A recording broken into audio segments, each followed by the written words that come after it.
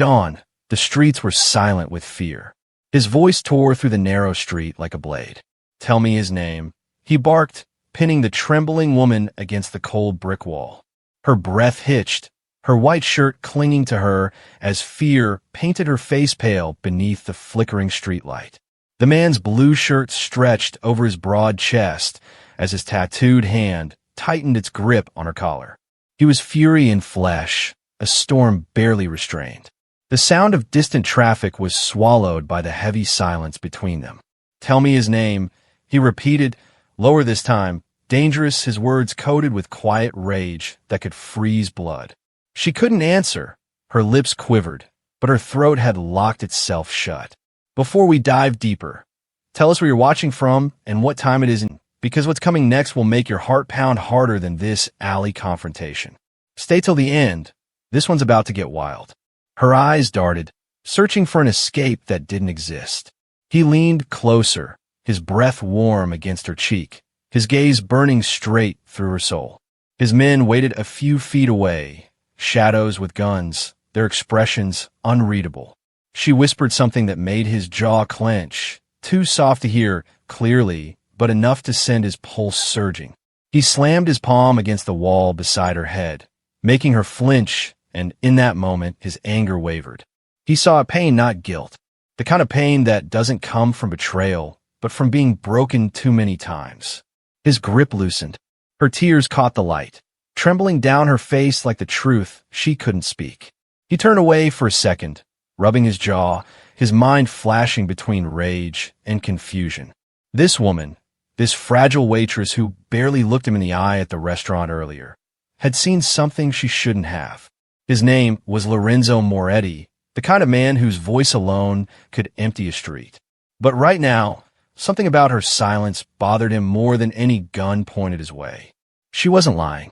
She was protecting someone, and that made him furious. She tried to move, but he blocked her path, his shadow swallowing her whole. He wasn't used to hesitation. He gave orders, and people obeyed or vanished. But this trembling woman with bruised knuckles and haunted eyes, she defied him without words. He leaned in again, his voice a whisper laced with menace. "You got one chance. One name. Don't make me repeat myself." Her voice cracked when it finally came out. "I can't." It was barely audible, but it shattered something inside him. He grabbed her wrist, pulling her forward. The scent of rain and gasoline filled the air as he dragged her toward the waiting car.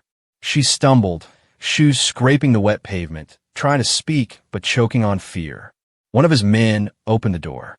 She didn't resist, just sat there trembling, staring out the window as the city lights blurred by. Inside the car, the air was thick with tension. Lorenzo's right-hand man, Marco, gave him a look in the rearview mirror. The boss ignored it, eyes locked on the woman beside him. She held her arm close, rubbing where his grip had left marks. Her chest rose and fell fast. He noticed every detail, the small cut on her lip, the faint bruise on her jaw. Someone had hurt her before tonight. Someone who wasn't him. He cursed under his breath, his anger shifting direction. He'd assumed she was hiding information, but maybe she was hiding from someone. When the car stopped outside a dim warehouse by the docks, he ordered everyone out except her. The door slammed shut behind them, leaving them alone in the quiet. The smell of sea salt drifted in as he paced in front of her. "You think I'm your enemy, don't you?" he said, tone heavy, not loud. Her eyes widened, but she said nothing. He walked closer, stopping inches from her face. She didn't flinch this time. That silence again, it was killing him. He grabbed her chin, forcing her to look up. Her pupils dilated, and in that instant he saw it, the flicker of defiance. She wasn't just scared. She was protecting something sacred. The door creaked open. Marco stepped in, phone in hand. "Boss, we found something." A name popped up in the message, Rico Valdez. The second Lorenzo saw it, his veins turned to fire. Rico, the man who betrayed his family 2 years ago, the one who vanished after stealing from him and putting 2 of his men in the ground. He looked at her. The name hit her like a bullet. Her breath stopped, her shoulders tensed. That was it. He knew now. She wasn't random. She was connected to Rico. Maybe his girlfriend. Maybe his sister. Maybe worse. Lorenzo's tone dropped to ice. So that's what this is about. You're protecting him. Her silence confirmed it. He turned away, running a hand over his face, his mind spinning. Rage wanted to explode, but another emotion was clawing its way through. Curiosity, even guilt. Because deep down he knew what came next. He'd have to make her talk, no matter what it took. He walked back, close enough for her to feel the heat from his body. You have no idea who you're protecting, he said quietly. That man's the reason I have blood on my hands. She tried to speak, but he cut her off, slamming his fist into the wall beside her. Tell me his name. He roared again, the echo bouncing through the empty warehouse. Tears streamed down her cheeks as she whispered the name he already knew, and he froze. Rico Valdez. The words hung in the air like a confession. Lorenzo stepped back, chest heaving, eyes flickering with something dark. He'd found his answer, but it didn't feel like victory. The woman before him wasn't an enemy. She was collateral in someone else's game. And suddenly, for the first time in years, Lorenzo didn't know what to do. He stared at her trembling form, realizing he might have just crossed a line he couldn't step back from. The night outside grew colder. Somewhere in the distance, a church bell rang. He turned to Marco. Get the car. We're not done yet. The woman's heart pounded as the engine roared to life again. Whatever was coming next, it wasn't mercy. But she saw something in his eyes when he looked back at her. Something human. Something conflicted. And that terrified her more than his anger ever could. Because monsters who doubt themselves are far more dangerous than those who don't. By dawn, blood would spill. But not for the reasons anyone expected. The car screeched to a stop at the end of the docks, gravel crunching beneath the tires as the headlights cut through the mist. The woman flinched when the door opened, her pulse hammering so loud it felt like the world could hear it. Lorenzo stepped out first, his expression unreadable, his movements sharp, controlled, terrifyingly calm. The silence between them burned hotter than any scream. She didn't dare move until he looked back at her with that look, a mixture of rage and something she couldn't name. Get out, his voice low, no emotion, just command. She obeyed, every step heavy with dread. The wind carried the scent of salt and oil, the sea slapping gently against the rusted edges of the dock, mocking the chaos swirling between them. Lorenzo's men waited in the shadows, watching. Marco leaned on the car, lighting a cigarette, eyes never leaving the woman. She stood there, arms wrapped around herself, trembling but defiant. Lorenzo stepped closer, stopping inches away, his voice a dangerous whisper. You told me his name, but you didn't tell me why. Why protect a man like that? She didn't answer. Her silence hit harder than any curse. Lorenzo's patience snapped. He grabbed her by the arm again, pulling her closer until her breath hit his chest. You think you know him? You think he's innocent? You have no idea what that bastard did. He killed my brother. The words came out sharp, raw, torn from somewhere deep he didn't want touched. His jaw clenched, his eyes burned, and she froze. He hadn't meant to say it, but it was too late. The truth was out, and it hung between them like smoke. Her heart twisted, guilt flickering in her eyes, but still she didn't speak. That silence, it infuriated him. He turned away, pacing, running both hands through his hair, trying to cage the storm inside. He'd spent years burying that pain, turning it into power. But one night, one woman, and it all came rushing back. She reminded him of something he thought he'd lost, the ache of being human. And that made him hate her even more. Marco flicked his cigarette into the sea. Boss, what's the play? He asked. Lorenzo didn't answer right away. His gaze stayed fixed on her, studying the trembling in her fingers, the bruise on her jaw. She looked fragile, but something in her eyes said otherwise. She wasn't just scared. She was surviving.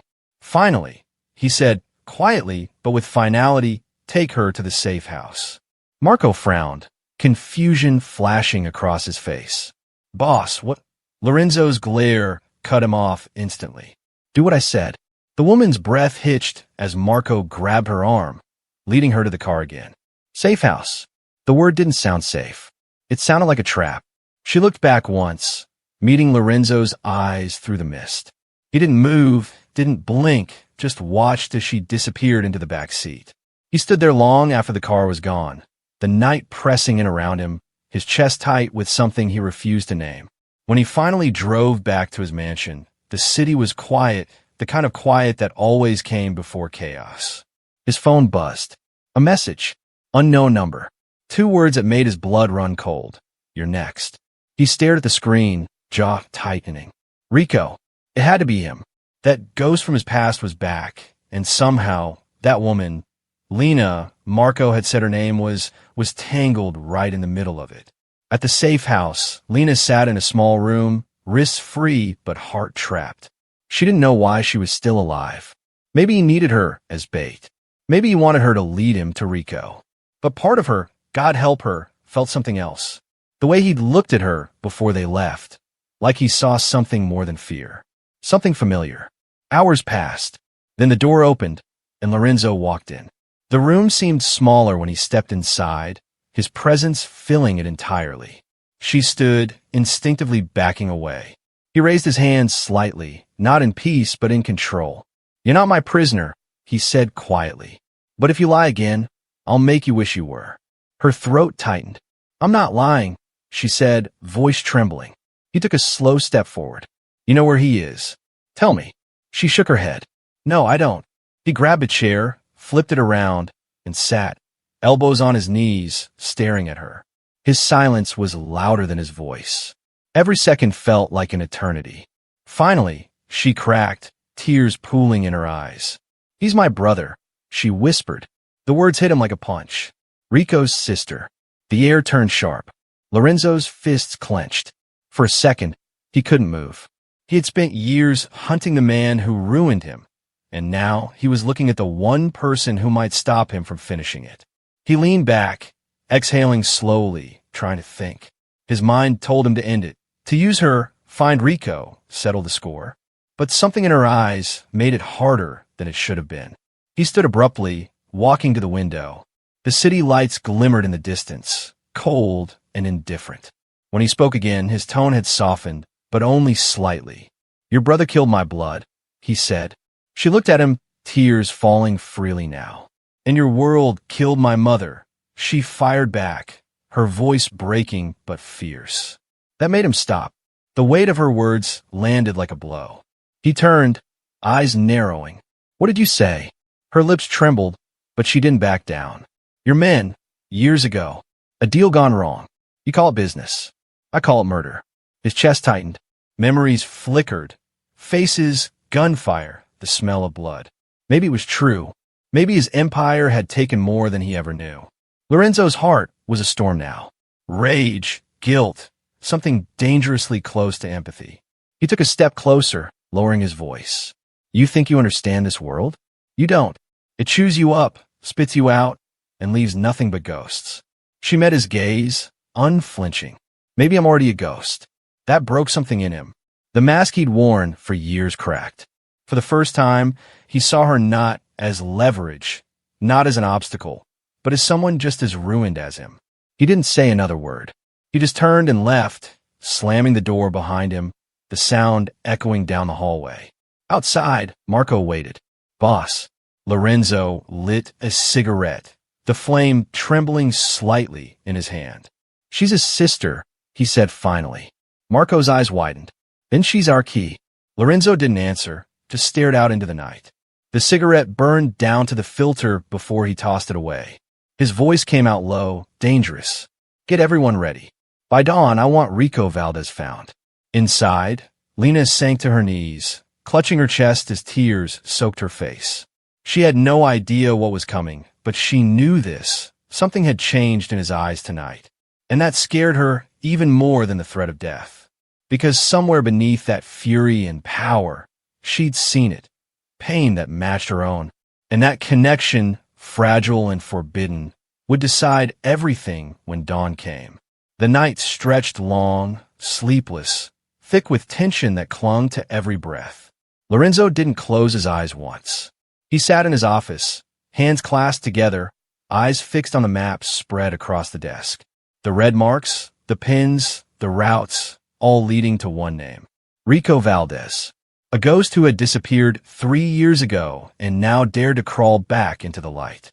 His jaw tightened as he replayed the woman's words in his head, her voice shaking but fierce, her eyes burning with defiance. Your men kill my mother. Every time that sentence echoed, something twisted inside him, something he couldn't afford to feel.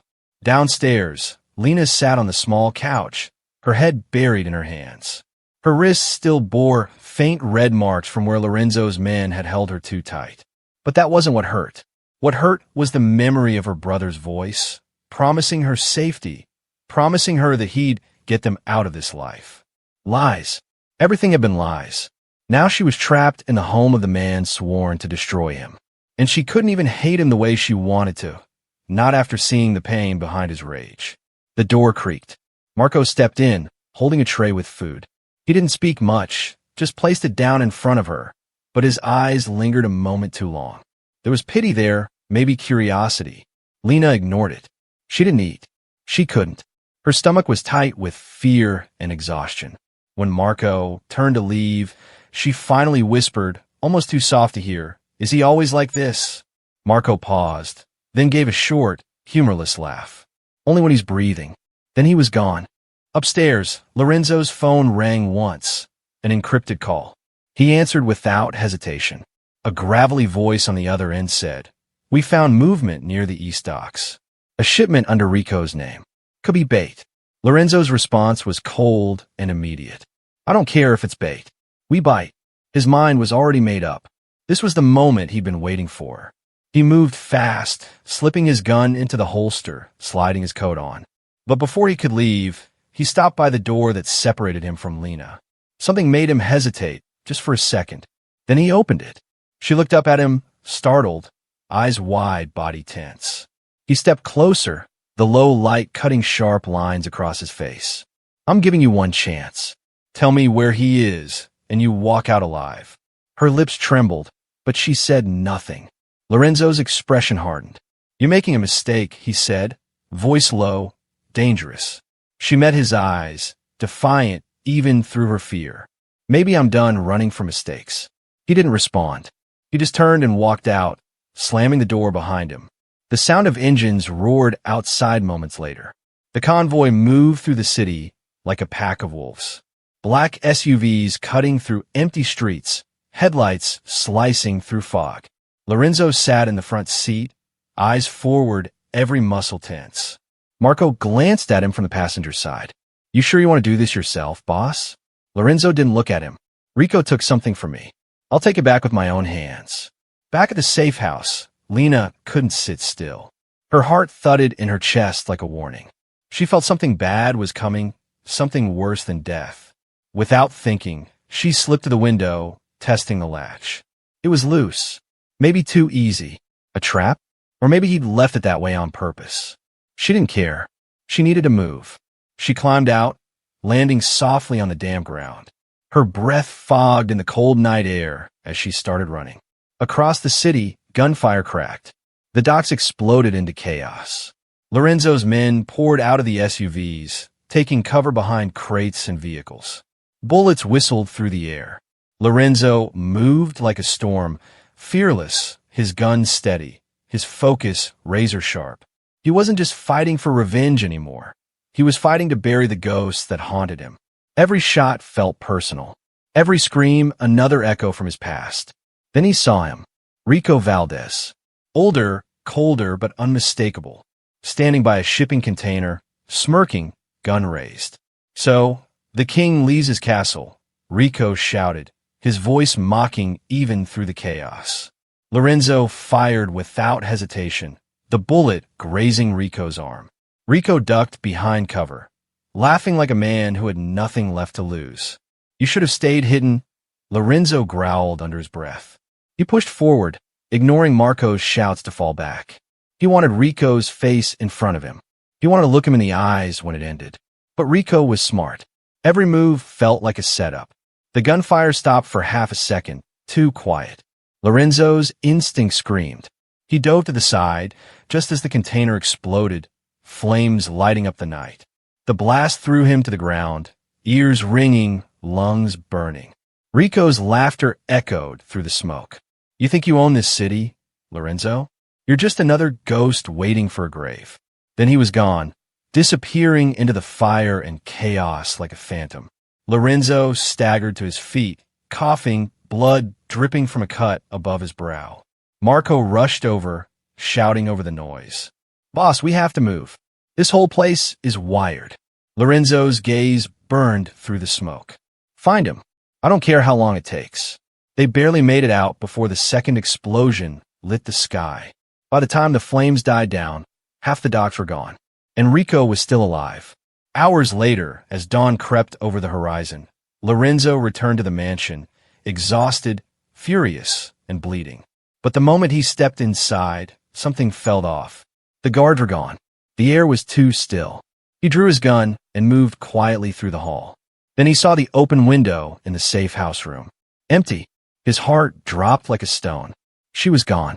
Marco came running in behind him. Boss, Lena's missing.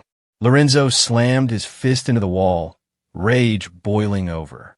He didn't know why it burned so bad. She was just leverage, just a pawn. But the thought of her out there, alone, scared, possibly heading straight into Rico's hands, made something twist deep inside him. He grabbed his phone, dialing one of his men. Track her. Use every camera in this city if you have to. Out on the edge of town, Lena stumbled through the back streets, her legs weak, her lungs on fire. She didn't have a plan, just a direction, a way. But fate had other plans.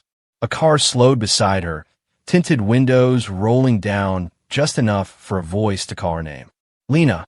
She froze. The door opened.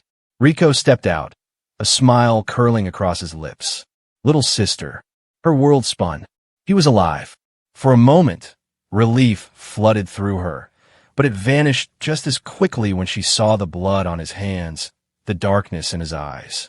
He pulled her close, his embrace tight, almost possessive. I told you I'd come for you, he whispered. She tried to speak, to ask him what he'd done, but his tone shifted colder. You've been with him, haven't you? Lorenzo. She shook her head, but it didn't matter. Rico's smile disappeared. You don't understand, Lena. That man is poison. He killed everything we ever had. His words dripped with hate. He looked at her like she was his only salvation and his greatest betrayal. Meanwhile, Lorenzo's car tore through the streets, his mind racing. Every instinct screamed that he was running out of time. And when his phone buzzed, Marco's voice on the other end confirmed it. We found her. He sighed. With Rico.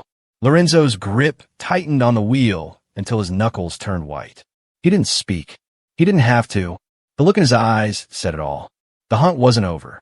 It had just become personal. By the time the sun broke over the rooftops, painting the city in pale gold, two men were moving toward the same place.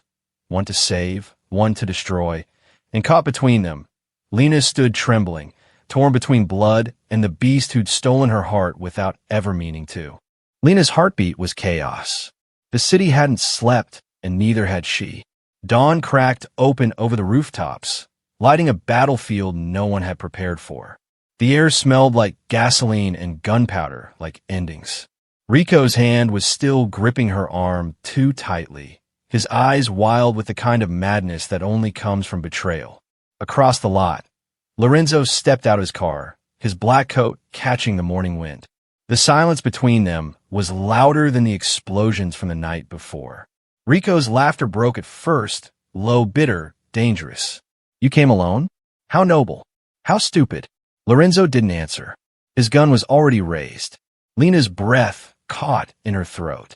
She wanted to scream for them to stop, but she knew it was pointless. These men weren't talking anymore. They were measuring which one of them would still be standing by the time the sun fully rose. Rico pushed her behind him, using her as a shield without hesitation. Lorenzo's voice cut through the tension, cold and sharp as a blade. Let her go, Rico. She's got nothing to do with this. Rico sneered, his grip on her tightening. She's got everything to do with this. You took everything from me, Lorenzo, my crew, my money, my city, my family. Lorenzo's eyes darkened. Your family died because of you. Don't pretend it was anyone else's fault. Rico's finger twitched near his trigger. Lies. You think I don't know what you did? You pulled the strings that burned my mother alive. You started this war. Lorenzo took a slow step forward, gun still steady. She was a casualty of your greed. I warned you to walk away. You didn't listen. The two men stood frozen, every breath heavy, every muscle ready. Lena couldn't take it anymore. She shoved Rico's arm away and ran forward, standing between them. Stop it, both of you. Her voice cracked, but carried. If either of you pull that trigger, there's no going back. Lorenzo's eyes flickered. Something human, something he'd buried. Rico's didn't. He raised the gun anyway, the barrel pointing at Lorenzo's heart. The shot rang out before anyone could think. But it wasn't Lorenzo who fell. Rico's eyes went wide, his mouth open in shock. A red bloom spread across his shirt. He stumbled, looking down at his own sister, the gun still shaking in her trembling hands. She dropped it immediately, tears streaming down her face. Rico collapsed to his knees, blood painting the concrete beneath him. His last breath came out as a whisper, something between love and disbelief. You shot me. She was sobbing, words breaking apart in the air. I begged you to stop. Lorenzo didn't move for a moment. He just stared, the gun still in his hand but forgotten. When he finally did step forward, it wasn't with anger. It was with the weight of everything that had brought them to this point. He crouched beside Rico's body, closing the man's eyes with a heavy sigh. Then he turned to Lena. She was shaking, pale, broken. He reached for her, and for the first time, she didn't pull away. They stood there for a long time, surrounded by silence and sirens. The war that had consumed both their lives had burned itself out in one final, tragic act. But there was no victory here, only survival. Hours later, the police arrived. Lorenzo didn't run. He didn't fight. He gave them everything: names, accounts, routes. The empire he'd built with blood and violence, he tore down himself. When they asked why, he simply said, because it ends with me.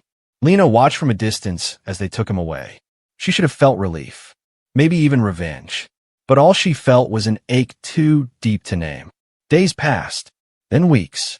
She tried to live again, quietly, simply. She found work in a small cafe outside the city, her life stripped down to peace and routine.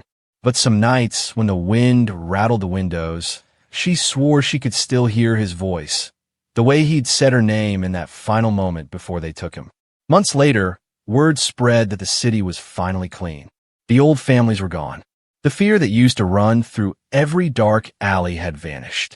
People said it was Lorenzo's doing, that he dismantled everything before turning himself in. Some called him a traitor. Others called him a savior. Lena didn't call him anything. She just sat at her window and watched the streets he'd once ruled, now silent. Then one evening, a black envelope appeared at her door. No name, no address. Inside was a single note, handwritten in the same rough scrawl she'd recognize anywhere. You deserve better than ghosts. Live. She pressed the note to her chest, tears welling again. But this time, they weren't from pain. They were from the strange, impossible feeling of hope. Lorenzo's name disappeared from the news.